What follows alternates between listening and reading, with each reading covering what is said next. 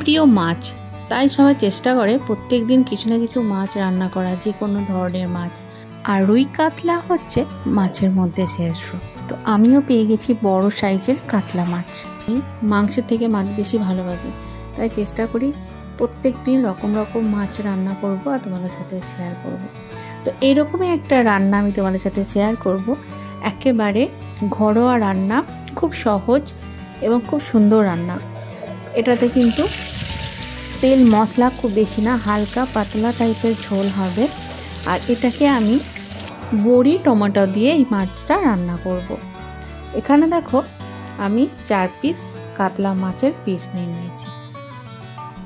তোমরা দেখতেই পাচ্ছ বেশ বড় পিসগুলো। আর এগুলো যে কোনো মাছ দিয়ে রান্নাটা তোমরা করে নিতে পারবে, আর খুবই টেস্টি হয় এই মাছটা।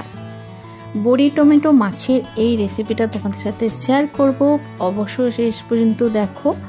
আর নতুন হলে অবশ্যই সাবস্ক্রাইব করে বেল আইকন প্রেস করে রেখো। ফেসবুক থেকে দেখলে পেজটি ফলো করে রেখো, তাকে আমার নিত্য নতুন বিভিন্ন ধরনের রান্নার রেসিপির ভিডিও তোমাদের কাছে পৌঁছায়, তোমরাও দেখার সুযোগ পাও। মাছগুলো ভালো করে ভেজে নিয়েছি লাল লাল করে, তারপরে ওই তেলের মধ্যে বড়িগুলো আমি ভেজে নিয়েছি।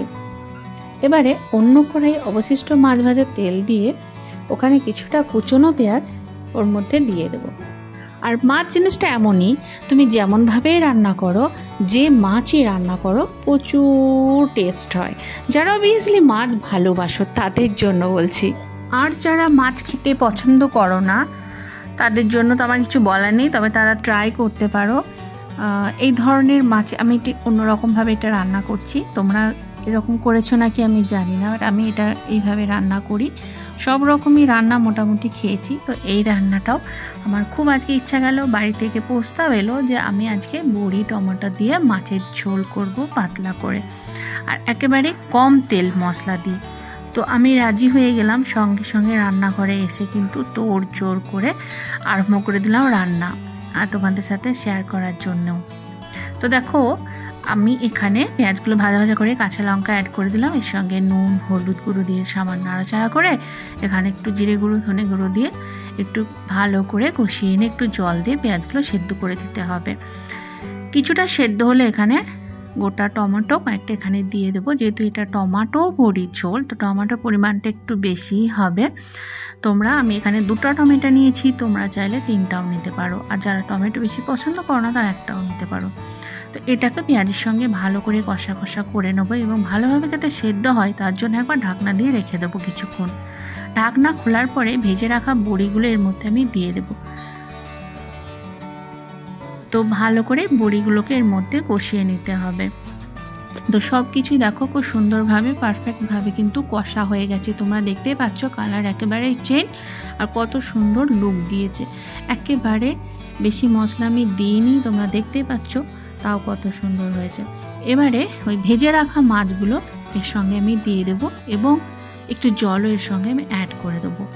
এটা প্রচুর পাতলা হয়, তোমরা চাইলে জলটা বেশি দিতে পারো যারা একটু পাতলা করতে চাও, আর যারা একবারে মাখা মাখা খেতে চাও জলের পরিমাণটা কমই দেবে। তো কিছুক্ষণ এটা আমি মিডিয়াম ফ্লেমে ফুটতে দেব, যাতে জলটা একটু কমে যায় আর ঝোলটা একটু ঘন হয়ে যায়।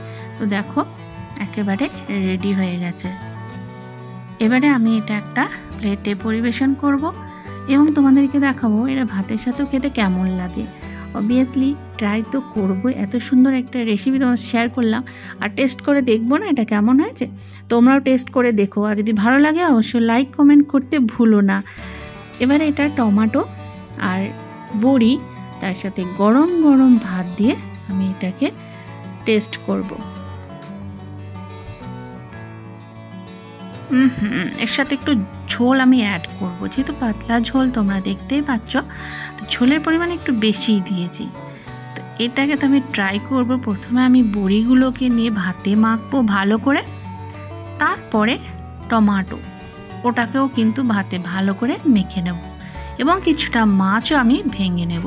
তো গরম ভাতের সঙ্গে বড়ি টমেটো মাছ দিয়ে ভালো করে মেখে নেব, আর এই মেখে খেতে যে কি দারুণ লাগবে, এর স্বাদ তো তোমরা ভুলতেই পারবে না।